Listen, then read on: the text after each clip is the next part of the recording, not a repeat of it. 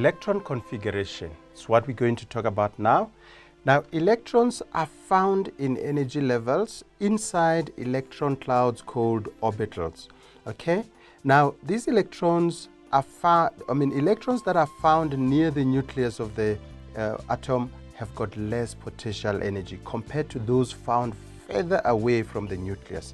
The different types of orbitals, we've got the s, p, and d orbitals that we're going to talk about for your level. And we'll concentrate on the s and p orbitals only. Now, the p orbitals are only found as from energy levels 2 and above.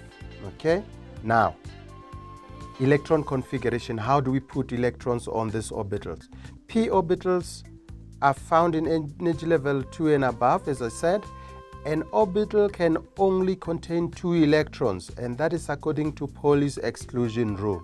Provided they spin in opposite direction, we're going to make use of arrows to represent that. So that means, or that shows 2 electrons spinning in opposite directions. For example, let's look at hydrogen. Hydrogen element number 1, Z is 1 electron. So that would represent an electron of hydrogen. If I come to sodium with Z11, meaning 11 electrons, when it's neutral, it means you would have 1, 2 there, 3, 4. Now, when it comes to p orbital, okay, we apply something called Hund's rule, okay? It says that all the p orbitals must contain at least 1 electron before the pairing can happen.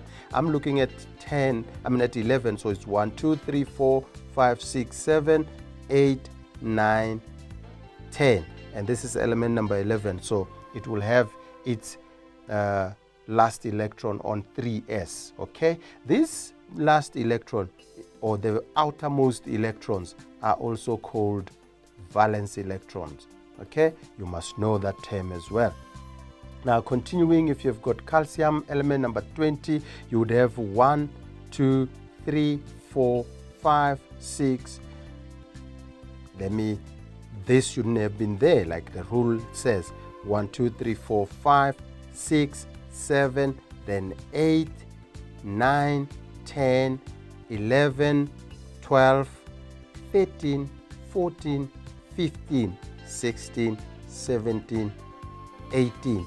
And therefore, you would have a 4s there, okay? That would take the 19 and 20. Okay, so that's 1, 2, 3, 4, 5, 6, 7, 8, 9, 10, 11, 12, 13, 14, 15, 16, 17, 18, 19, 20. Okay, now that's how you deal with that. And coming to conduction and insulation. Now, certain elements will conduct electricity, and others would not. Electrons are loosely bound around an atom and are therefore able to move. So when we're talking about conduction, we're talking about movement of electrons. Okay? Now let's look at this now. When we have electrons that are loosely bound around an atom, those electrons can be able to move, and electrons that are found at the outermost energy level, we call them valence electrons, like I said, and these electrons are the ones that are oftenly able to move because they are loosely bound and they have got enough energy to move right up there on the periphery, or right at the last energy level of the atom. Okay? Now, when a potential difference is applied across the ends of a material, electrons are able to move, and when that happens, we will call that material a conductor because electrons were able to move. Now, examples of conductors, we have got copper, gold, aluminum, and silver. You can see that these are metals. So metals are oftenly good conductors. Now, what are insulators? These are substances that do not conduct electricity. So even if you put a potential difference, there is no conduction happening. Example, rubber, wood, glass, and ceramic.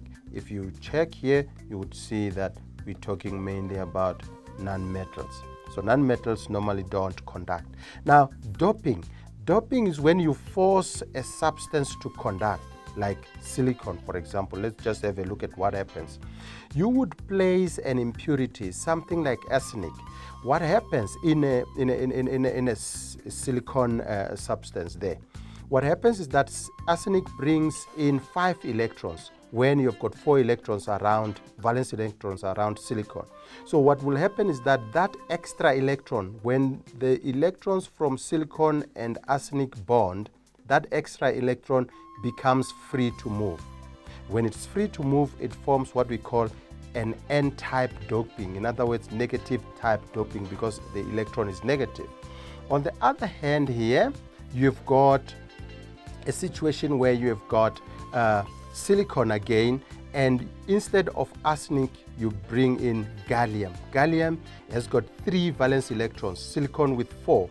Now, the 3 valence electrons of gallium will bond with 3 valence electrons of silicon, but there shall be one area that has got no electron to bond with. We call it a hole. So this hole will cause electrons to go into it, and as they go into it, they conduct electricity in that way. And this is called the p-type doping, because it's a positive thing. In other words, the electrons are attracted to a positive hole there. So it's a p-type doping. See you in the next section.